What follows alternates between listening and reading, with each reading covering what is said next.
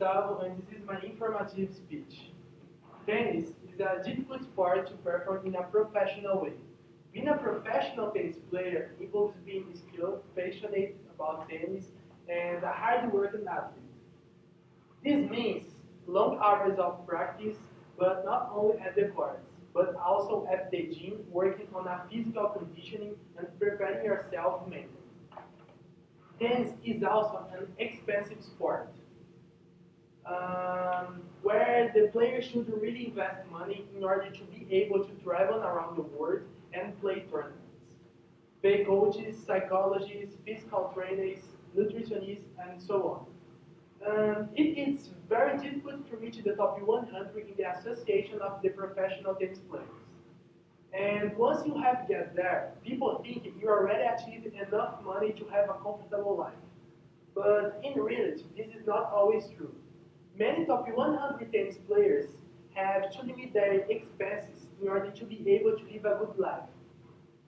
Considering our sports, once you reach a certain professional level, you are able to live a good life, and that happens in professional football, soccer, and basketball. Whereas in tennis, if you reach the top 100, you have still to work hard to live a modest life. This is the example of the American tennis player Marta Russo, ranked in number 97 of the professional ATP Tour in 2014. According to Mitchell Morales, uh, part of the Forbes sports staff, he describes how Mitchell Russo earns a comfortable life. It is very interesting because although he's among the top 100 best tennis players in the world, he's not able to have a rich or luxurious life. Compared to other sports that I already mentioned it before, tennis is less popular and has less fans and followers. The main reason why professional tennis players that are ranked in the top 100 don't earn as much money as professional football players, for instance, is because in every ATP tournament except Dubai and Monte Carlo, players have to pay taxes. And the prize money is reduced in a 25%, which goes directly to the government of the country of the tournament. Um, there have been many protests against this 25% of reduction of the prize money. And the only tournament in the circuit that gives the total of the prize money to the players is the ATP 500 of Europe. There are important aspects of player standard of life, like the fact of traveling around the world to play the circuit, paying for the signing, paying for the flights, coaches, expenses, and all of the staff team that surrounds the player. It is amazing the amount of money invested in a life of a professional tennis player since the beginning of his career. Michael Russell spent an average of $90,000 a year screening his racket. So how it is possible that the number 97 tennis player in the whole the world is furthest paying for his tennis expenses, and in a few occasions he is not able to compete in a tournament because of a lack of money? Well, that question is really easy to answer. According to the USTA, the average annual cost of playing on the men and humans pro tours is $143,000.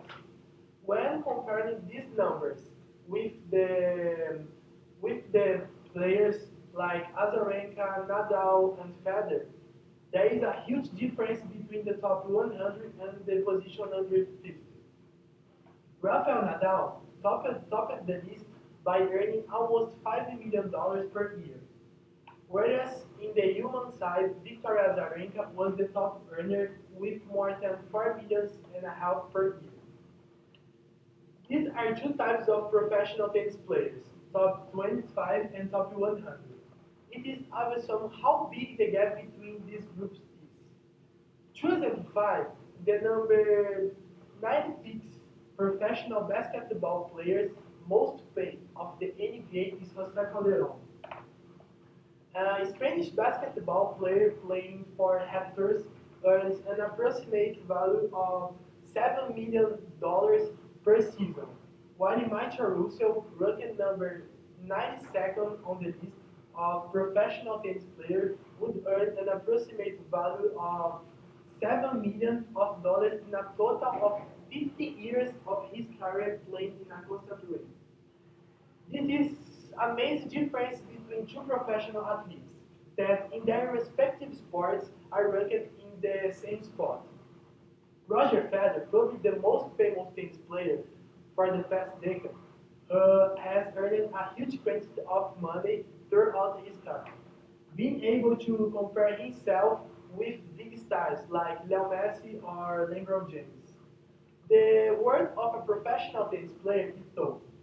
Being on the top is very difficult for the exception of those who are extremely talented and passionate.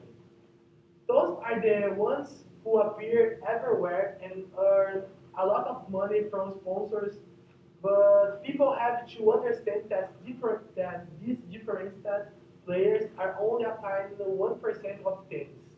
The other 99% are also fighters with less popularity, less opportunities, less money, but with the same or with even more dreams of being successful